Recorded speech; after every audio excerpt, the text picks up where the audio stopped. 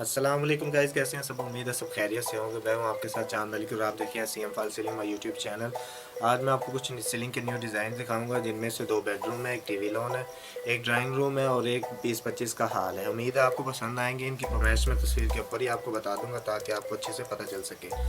अगर आप भी घर में सीलिंग करवाना चाहते हैं, हमारे कॉन्टैक्ट नंबर पर रब्ता करें। हम आपको अपना कॉन्टैक्ट नंबर स्क्रीन के ऊपर दे देंगे। और हमारी वीडियो अगर आपको अच्छी लगे तो प्लीज़ इसे लाइक ज़रूर कीजिएगा, चैनल को सब्सक्राइब कर लीजिएगा ताकि आने वाली हर न्यू वीडियो आपको जल्द से जल्द हासिल हो सके। तो उम्मीद करता हूँ आपको वीडियो पसंद आएगी। तो चलो वीडियो स्टार्ट करते हैं फिर।